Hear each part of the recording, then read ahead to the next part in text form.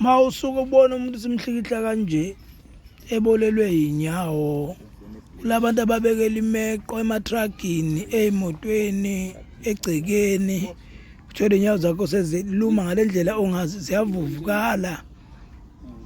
ziyavuvukala, uthole ukuthi umuntu akasakwazi ukuhamba, mayifaka isicathulo esivalile sisavale asagqokeki, kukhuphuka ngamadolo, kuzohlala iqolo, kuhlala enyongeni, uyajuluka uyamfoma, into isuke ingene ey'nyaweni nje ubona sikhuhla lento nje isuke izongena ibulale nokuwe esimile, yabulala yamosha isikhumba sakhe ey'nyaweni.